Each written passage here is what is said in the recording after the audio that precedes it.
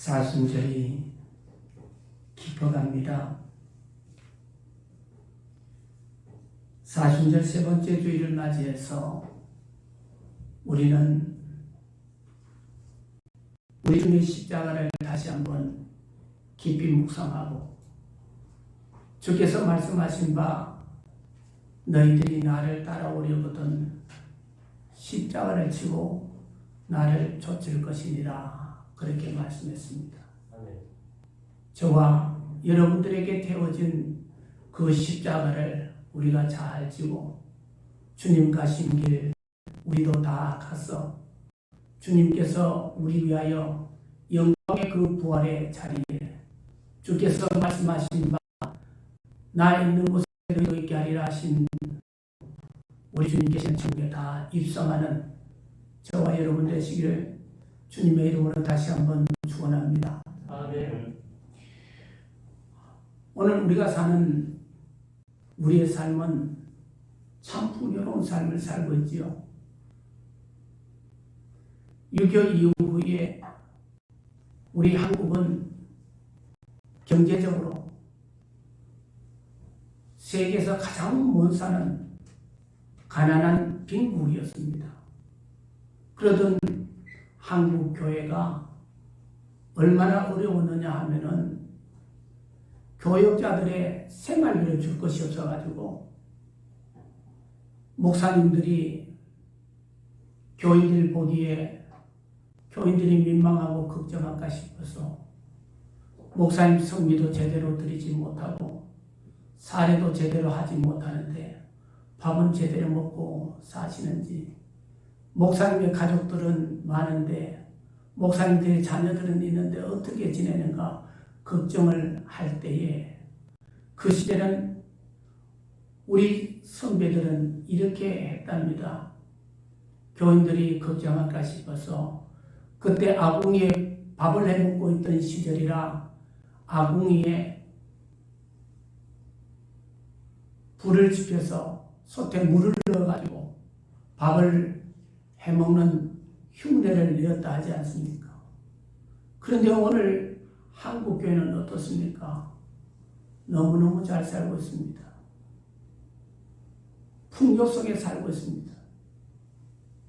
그래서 오늘 제 설교의 제목을 풍요 속의 십자가, 예수 믿는 사람이라면 한국교회 많은 대형 교회들과 재정이 풍부한 교회들 다 예수님을 믿으려면 예수님께서 말씀하신 대로 너희들이 나를 따르려거든 십자가를 지고 나를 좇을 것이니라 했습니다.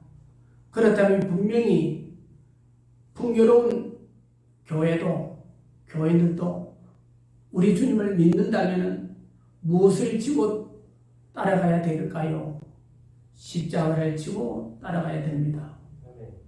우리 자신을 돌아보며 반성하고 우리가 어떤 삶을 살아야 되고, 오늘 우리 한국 교회와 아니 우리 대구 동교회가 어떤 교회가 되어야 될 것인가를 생각하면서 오늘 말씀을 설교를 제목으로 정했고 말씀을 전하고자 합니다. 저와 여러분들이 하나님이 주시는 말씀 앞에서 다시 한번 나 자신을 비추어 보고 나 자신을 한번 살펴보고 내가 어떠한 삶을 살고 어떠한 교인이 되고 신앙생활을 해야 되는가를 여러분 정립하는 귀한 시간 되시기를 주님의 이름으로 축원합니다. 아멘. 중세 교회의 신학자 토마스 아퀴나스가 어느 날 교황청의 부름을 받고 나아가 교황을 만났습니다. 교황과 대화를 나누는데 마침 세계 각국으로부터 오는 수많은 그 먼 보화를 가득 실은 마차가 교황청으로 들어오는 것을 보았습니다.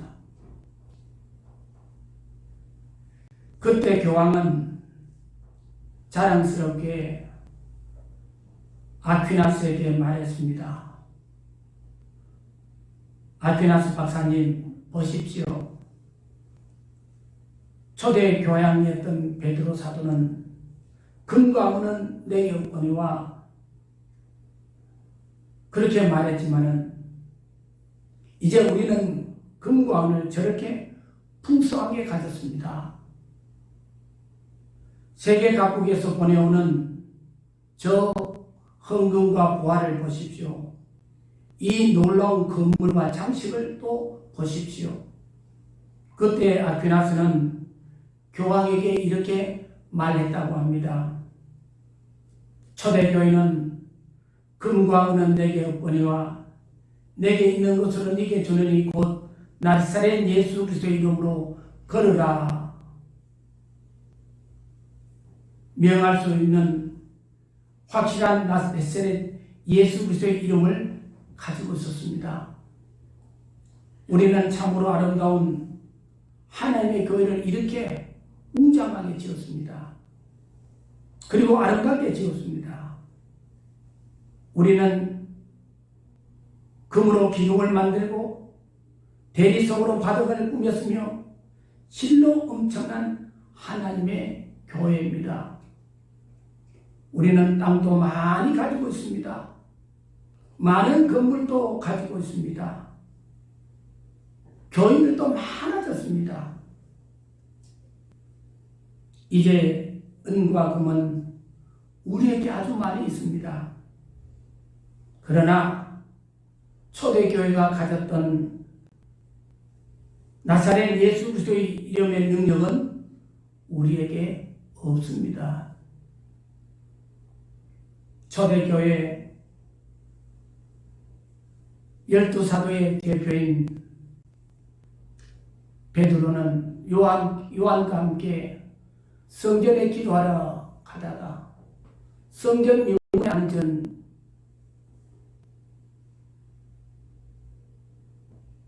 거린 안진병이, 나면서부터 안진병이었던 그 사람이 자기들에게 구걸하는 것을 보고 자기들의 호주머니에는 금과 은이 없었습니다. 너무 가난했습니다.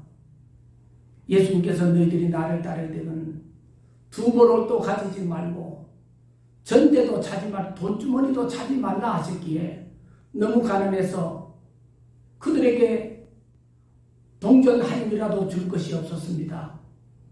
그래서 베드로와 요한은 내게는 금과 은이 없지만은 내가 가진 것 있으니 나사렛 예수의 그 이름, 나사렛 예수의 이름으로 걸으라고 했습니다. 사랑하는 성도 여러분, 오늘 우리는 베드로와 요한처럼 가진 것이 없습니까? 성전에 앉아있던 예수님께서 헌금궤 앞에 앉으셔서 교인들이 헌금하는 것을 보았습니다. 가난한 과부가 성전궤 앞에 와서 하나님 앞에 헌금 드리는 것을 보았습니다. 부자도 헌금하는 것을 보았습니다. 예수님께서 부자보다도 가난한 이 여인이 많은 것을 드렸다 했습니다. 그것은 예수님께서 말씀하시기를 그가 가진 전부를 드렸다고 했습니다. 예수님께 한밤에 찾아온 그는 관원이요 젊은 부자였습니다. 젊은 시절부터 그는 출세했습니다. 오늘날 말하면 국회의원이 되었습니다. 그리고 그는 많은 재물을 가지고 있었습니다. 그런데 그의 마음에 공허한 것이 있었습니다. 어떻게 하면 내가 영생을 얻으리까 하고 예수님께 나와 물었습니다. 네가 그러면은 모세로부터 전하여준 하나님의 말씀을 지켰느냐? 그러니 지켰다고 했습니다. 그러면은 너의 가진 것을 다 팔아 가난한 자들에게 주라. 그러면 영생이 너에게 있을 것이다 말씀했습니다. 성경은 우리에게 말씀하기를 예수님께서 말했습니다. 부자 관원이 재물이 많은 고로 염려하여 근심하며 돌아갔다라고 성경은 우리에게 말씀하고 있습니다. 오늘 우리에게는 어떻습니까? 한 편의 영상을 우리가 이 시간 보도록 하겠습니다.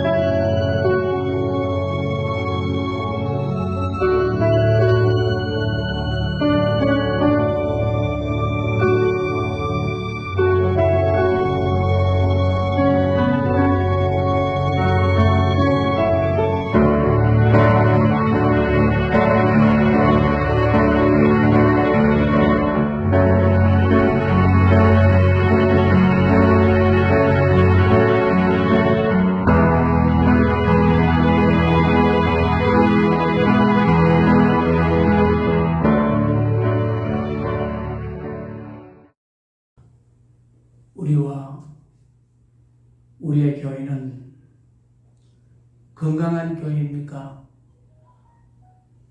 20세기 중반 이후 교회는 교회 성장에 깊은 관심을 가져왔습니다. 교회가 성장하는 것은 참으로 중요한 일이고 주님의 교회가 유기체임을 생각할 때 반드시 교회는 성장하는 교회여야 합니다. 그러나 교회의 몸집이 커지고 건물이 화려해졌다고 해서 반드시 건강한 교회가 되는 것은 아닙니다. 우리가 추구하는 것은 살찐 교회, 영어로 말하면 fed church. 여러분 살찐 사람을 fedman이라고 그러죠. 살찐 교회가 아니라 주님이 이 땅에 세우시기를 원하셨던 교회는 하나님이 기뻐하실 그런 교회, 즉 건강한 교회, fit church입니다. FITCHURCH, fit church. 이 fit church가 되어야 되는 건강한 교회여야 합니다. 한때 작은 것이 아름답다는 책이 출간되어 공업화와 도시화로 대형화되고 복잡해져가는 세계에 귀한 교훈을 준 적이 있습니다. 아마 저는 이 책의 울림이 다시 한번 코비드-19 코로나19로 인해서 다시 한번 한국교회와 세계교회가 깊이 한번 돌아봐야 될 것이 아닌가 그렇게 생각합니다. 앞으로는 대형 교회가 아닌 살찐 교회가 아닌 건강한 교회, 작은 교회로 이제 되어지고 있다고 저는 생각합니다. 코로나19 이후의 교회는 그런 교회로 이제 되어져 갈 것입니다. 아마 성장 일변도에 꿈을 꾸고 또 산업화 시대를 발맞추어서 이래 교회를 큰 건물로 재정에 분에 넘치게 아마 그렇게 지었던 교회들은 상당히 어려움을 겪게 될 것입니다. 그리고 일설에 의하면은 그렇게 지었던 큰 교회가 몇백억 교회를 빚을 내가지고 지었다가 감당을 못해서 이제 뇌물로 내어놓는다는 말도 들리고 있습니다. 교회가 반드시 작아야 하는 것은 아니지만 또한 역으로 반드시 커야 아름다운 것도 아니라는 것입니다. 문제는 그 교회가 성경적으로 바로 서서 그 시대 속에서 허락하신 교회의 사명을 성실하게 잘 감당하느냐 하는 점입니다. 중요한 것은 그 무엇보다도 그 안에 진정한 예수 그리스도의 정신, 예수 그리스도의 사랑, 예수 그리스도의 그 이름을 능력을 가지고 있느냐 하는 데서 결정됩니다. 복음의 능력과 역량을 가지고 있느냐로 결정되어지는 것이죠. 영적 위기가 어디에서부터 시작됩니까? 교회의 위기가 어디에서부터 옵니까? 그것은 웅장한 건물이 없어서도 아니고 또 아름다운 음악을 만드는 참 교회의 성가대원들이나 그죠? 또 대원들, 악기 그리고 큰 교회는 한때는 그 교회마다 파이프 오리간 그죠? 파이프 오리간을 만들어서 그렇게 웅장함을 자랑하게 되고 아름다움을 자랑하기도 했습니다. 그것이 없어서도 아닙니다. 아름다운 건물과 편리한 시설을 갖추고 있지 않아서도 아닙니다. 그것은 예수 그리스도의 이름에 능력이 없으므로 시작된다는 것입니다. 예수 그리스도의 이름과 그 능력을 증거하는 것을 그 본질로 삼고 있을 때 교회는 영적으로 건강한 교회가 될 수가 있습니다. 성도의 삶도 마찬가지입니다. 예수 그리스도의 이름의 능력, 복음의 능력을 상실하지 않을 때 승리의 삶을 살게 됩니다. 그 이름의 능력이 무엇입니까? 우리를 죄인이라고 참수하는 사탄의 고소를 잠들게 하는 것이 예수 그리스도의 이름의 능력입니다. 할렐루야. 그 이름을 부르는 자에게는 구원을 주시는 놀라운 능력을 그 이름은 가지고 있습니다. 바로 그 이름이 우리 주 예수 그리스도의 이름입니다. 그래서 성경은 분명히 우리에게 말씀합니다. 주의 이름을 부르는 자는 구원을 얻으리라고. 우리 삶 속에 많이 다가오는 여러 가지 시련과 여건과 시험을 어떻게 이기느냐 할 때 예수께서 대답하시기를 제자들이 그 귀신 들려 어려움을 당하는 아이들과 많은 사람들 앞에 어떻게 나갈 수 없을 때에 제자들이 예수께 와서 물었습니다. 왜 우리들은 이렇게 못했습니까?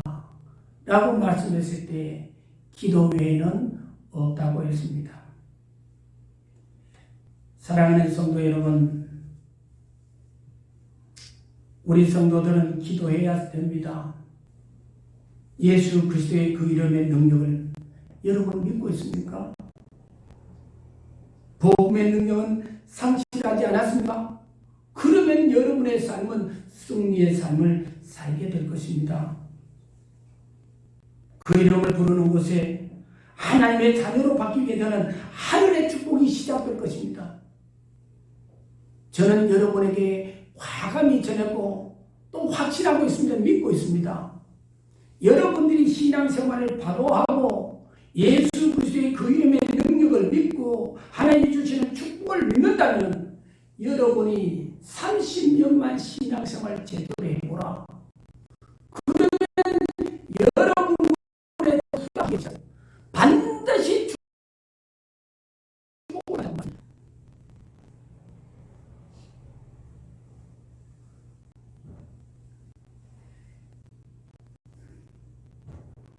어떻게 일이 일어납니까? 예수님은 그분은 본래 하나님이셨기 때문입니다. 그런데 하나님의 자리를 포기하시고 인간의 몸을 입으시고 우리를 구원하시기 위해 이 땅에 오셨습니다. 그리고 우리의 죄를 사하시기 위해서 십자가에서 산제물로 우리의 죄의 속죄제물이 되어 죽으셨습니다. 그러나 예수님은 죽음 가운데 머물러 계실 수 없었던 분이었습니다. 예수님은 죽음의 권세를 이기시고 부활하셨습니다. 왜 그렇게 부활하셨을까요? 물론 하나님이셨지만 그분은 우리의 구주가 되셔서 우리에게 살 소망이 되시고 부활의 첫 열매를 주시기 위해서 그렇게 하셨던 것이죠.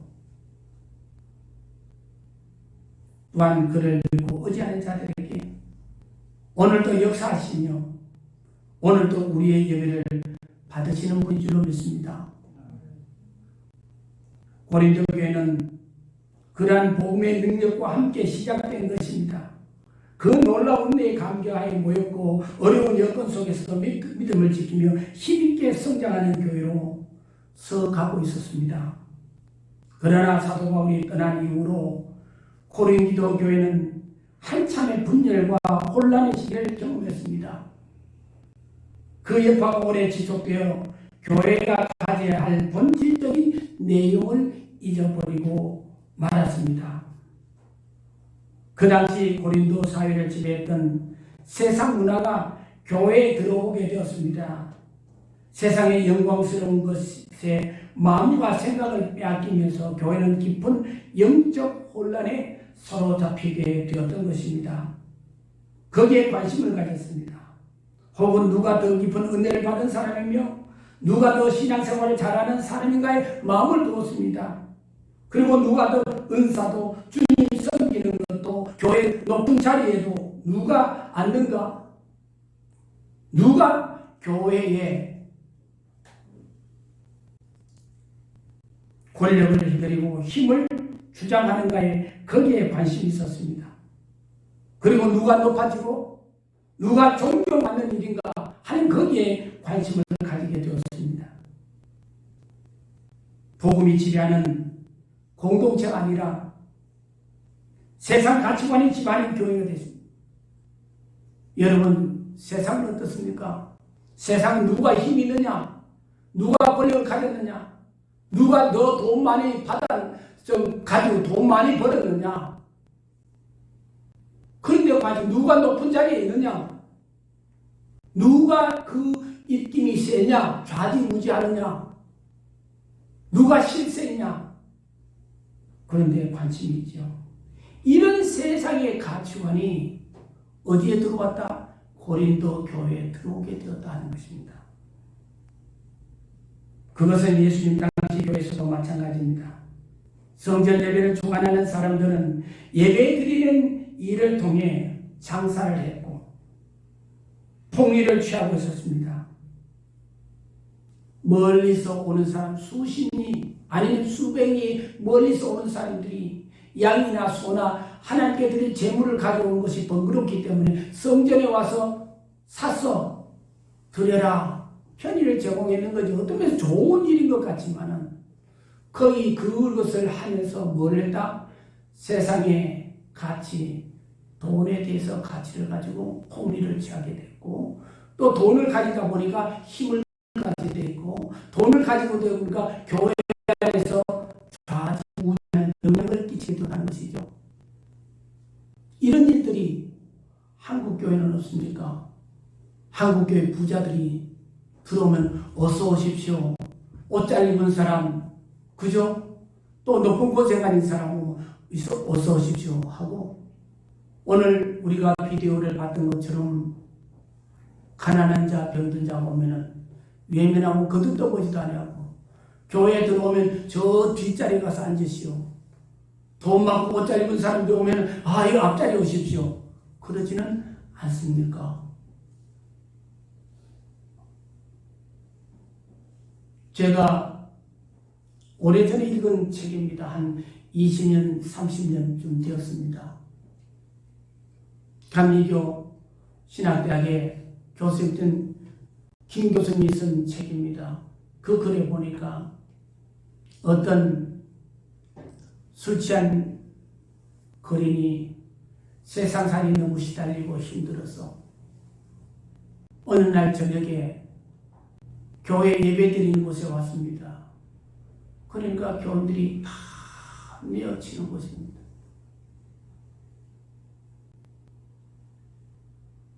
교회 오지 말라고. 그분이 교회를 나서면서 쫓겨나면서 뭐라고 했는지 아십니까? 교회마저 나를 내어치면 나는 어디에 가야 하는가? 여러분, 우리가 깊이 생각해 봐야 됩니다. 예수님께서 말씀하셨습니다. 오늘 십자가의 도가 세상에 그저 모든 지혜를 무섭게 한다. 세상이 미련한 것으로 하나님은 하나님의 자녀들, 백성들을 구원하기를 기뻐하신다고 말씀하시지 않습니까? 한국교회, 아니 우리의 모습을 돌아봅시다. 우리는 세상의 영광에 사로잡혀 있는 교회, 세상의 영광에 사로잡혀 있는 우리 자신 교인들이 아닌가 하면 돌아봐야 될 것입니다.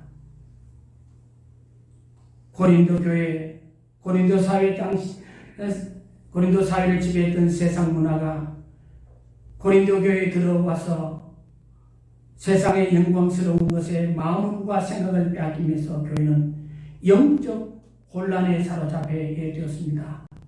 누가 많이 배웠으며 누가 부자이며 누가 영향력이 더 강한 가에 관심을 가지게 되었습니다.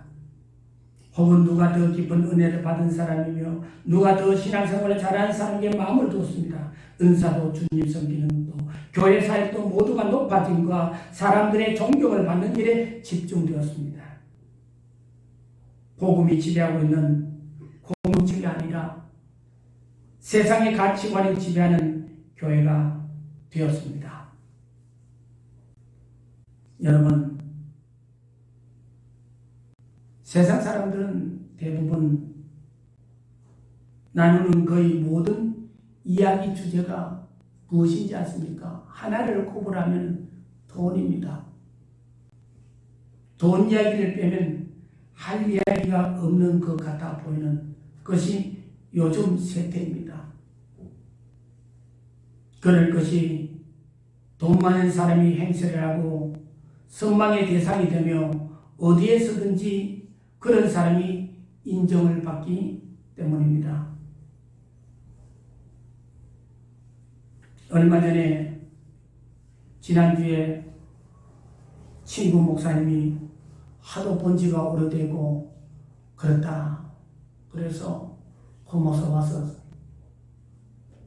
밥이라도 한번 먹자 해서 제가 안경도 맞춰준 것이 있고 내가 그곳에 가서 맞췄기 때문에 갔습니다. 갔는데 자기 딸이 수성구에 아파트를 사는데 두 내외가 사위도 딸도 선생이라 가지고 이번에는 저 서부에 있다가 이제 집을 수성구로 샀답니다. 수성구로 샀는데 아파트가 2억 3억 그 사이에 올랐답니다. 그렇게 좋아하는 모습을 봤습니다. 이럴 때 세상은 온통 돈 이야기로 가득 차 있습니다. 그러나 하나님의 사람들은 돈 이야기 아니라 언제나 예수님의 이야기를 하고 있어야 합니다. 자기가 가진 지식 이야기나 가진 권력에 대한 이야기가 아니라 예수님의 이야기를 하고 있을 때 교회는 어떤 교회가 피트처치, 건강한 교회가 될 수 있습니다. 아멘. 우리는 패드처치가 아니라 피트처치가 돼야 됩니다. 교회는 은과 금의 이야기를 하는 곳이 아닙니다. 은과 금을 구하는 장소도 아닙니다. 자기 지식을 자랑하는 것도 아닙니다. 교회는 세상을 자랑하는 곳이 아니며 세상의 지혜를 자랑하는 것도 아닙니다. 교회의 자랑은 언제나 예수님이어야 됩니다. 할렐루야. 예수님의 능력이어야 됩니다. 이렇게 풍족하고 이렇게 지리적으로 탁월한 고린도 교회, 이 고린도 교회가 세상의 문화와 가치관을 수용하고 받아들임으로 인해서 이렇게 그 능력, 복음의 능력을 상실해버리고 교회는 온통 어떻게 해요? 분쟁과 시기와 질투가 일어나고 말다 하는 것입니다. 바울의 설교의 그 해답이 복음의 힘을 강조합니다. 그래서 오늘 본문에서 말하는 이 세상의 지혜에 대한 사도 바울의 대답은 십자가의 도, 복음의 능력이었다고 말합니다. 교회는 세상적인 가치관으로 세워진 것이 아닙니다. 얼핏 보기에는 미련한 것처럼 보일지 모르지만 십자가의 복음으로 세워지는 것이 저와 여러분이요 오늘 우리 교회인 줄로 믿습니다. 아멘.